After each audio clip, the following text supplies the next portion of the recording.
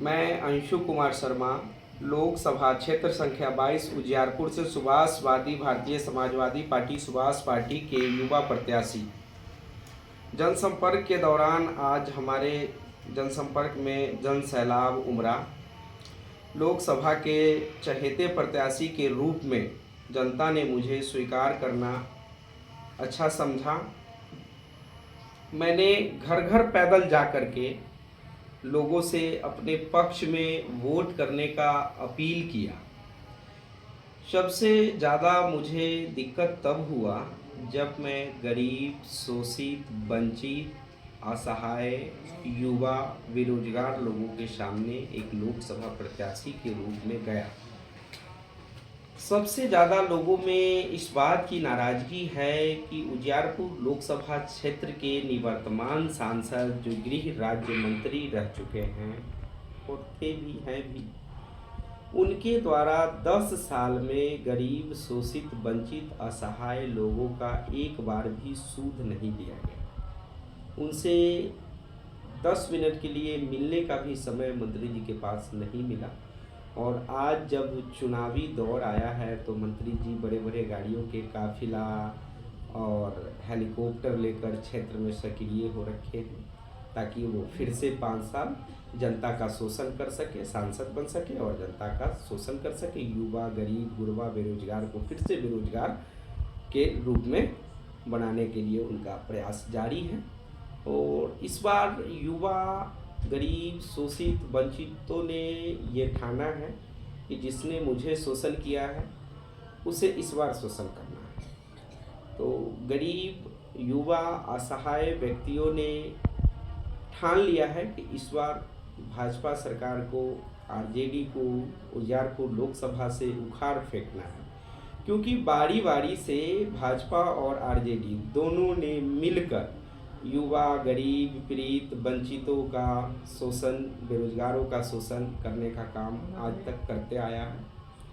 मंत्री जी मीडिया में आकर के बड़े बड़े भाषण तो किए, लेकिन आज तक अपने क्षेत्र के विकास हेतु एक सिंगल मीटिंग भी नहीं करवा पाए, जो बहुत शर्म की बात है।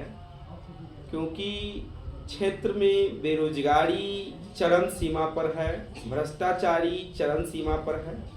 आज भी गरीब हरिजन व्यक्तियों के बस्ती में उनके दरवाजे तक सड़क नहीं है, नाले नहीं हैं, सही से बिजली की उपलब्धि नहीं है, नल जल की पानी तक नहीं पहुंचा है। तो जब मैं क्षेत्र भ्रमण करता हूँ तो मुझे काफ़ी ये सब देखने के बाद बड़ा दुख होता है, क्योंकि मैं भी एक साधारण परिवार के व्यक्ति हूँ।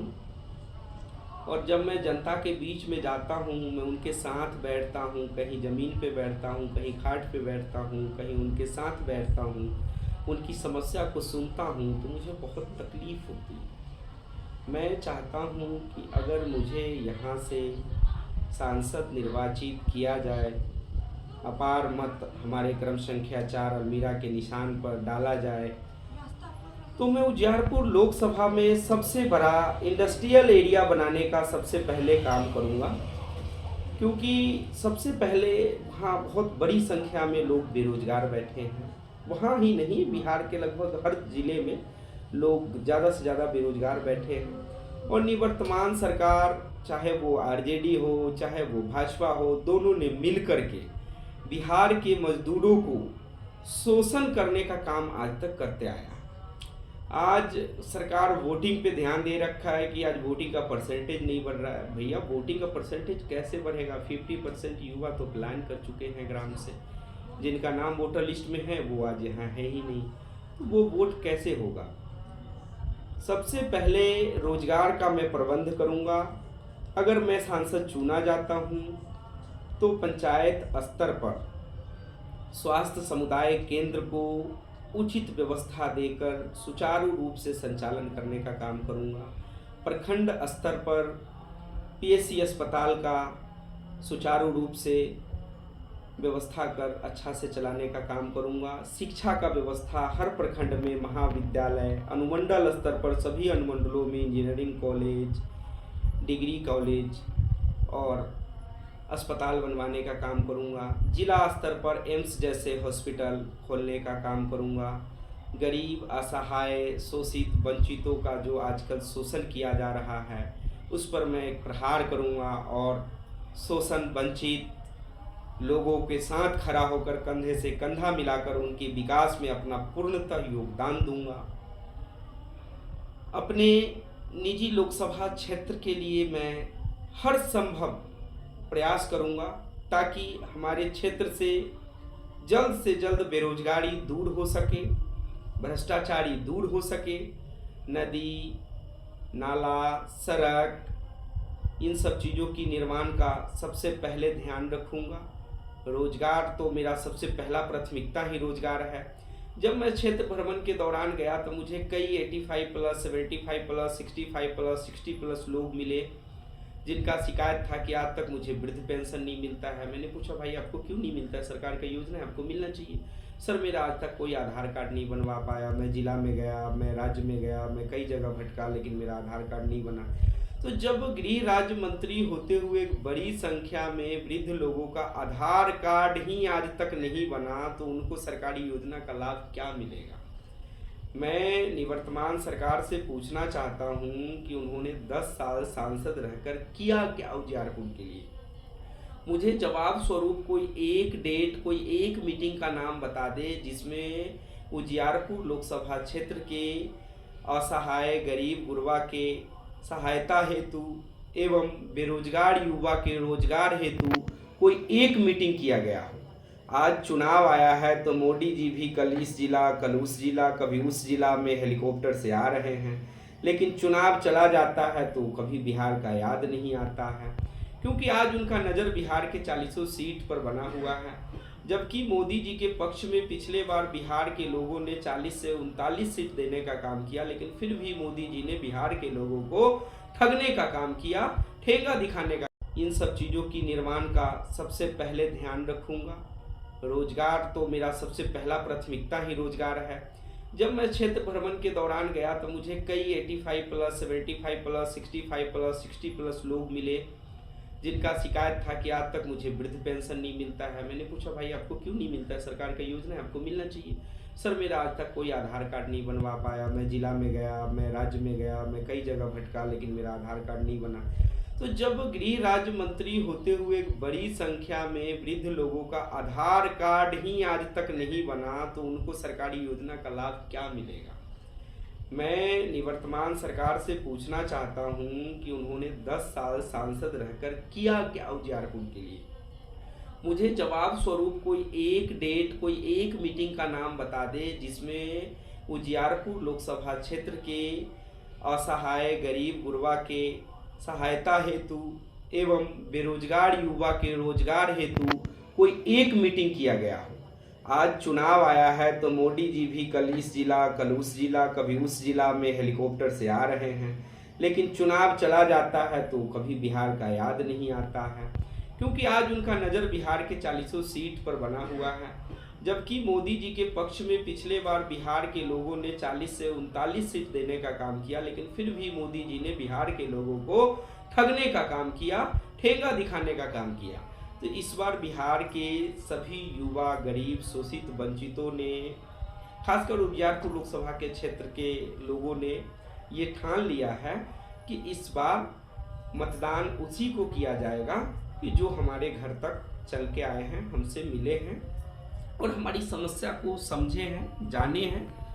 तो सबसे पहले मेरा ये कर्तव्य होगा कि मैं अगर सांसद चुना जाता हूँ वहाँ से तो हर पंचायत में जनता दरबार की व्यवस्था हो, ग्राम पंचायत की सरकार को मजबूती स्तर पर चलाई जाए, उनको एक वीटो पावर दिया जाए जिससे वो ऑन द स्पॉट 48 आवर के अंदर किसी भी प्रकार की समस्या का निपटाना स्वयं के स्तर पर कर सकते हैं, जैसे नगर निगम में किया जाता है।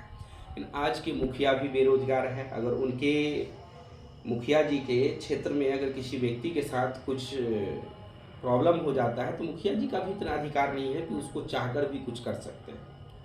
ना वार्ड सदस्य को कोई पावर दिया गया, ना पंच सरपंच को कोई पावर दिया गया। मैं इन सब चीज़ों को अपना मुद्दा बनाकर एक बड़ी संख्या में सुधार करने का काम करूंगा और सबसे बेटर और सबसे पहला मेरा एक ही वर्क है, मैं बार-बार दोहरा रहा हूँ, रिपीट कर रहा हूँ कि मैं एक भी युवा को क्षेत्र में बेरोज़गार नहीं रहने दूँगा। अगर मेरे क्षेत्र में कोई एक भी युवा बेरोज़गार है, तो उसका ज़िम्मेदार मैं हूँगा।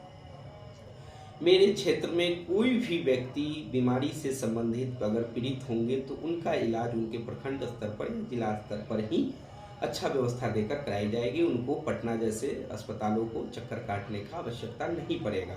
जैसे कि अभी हमारे बहनें हैं कुछ जो अपने घर से दूर पढ़ने जाने के कारण अपनी शिक्षा को त्याग कर दिए हैं। पढ़ने की इच्छा है लेकिन सही उचित व्यवस्था न होने के कारण वो अपना पढ़ाई नहीं कर पा रहे हैं। उनके लिए मैं प्रखंड स्तर पर महाविद्यालय और डिग्री विद्यालयों का जो है शिलान्यास कराने का काम करूँगा शीघ्र ही।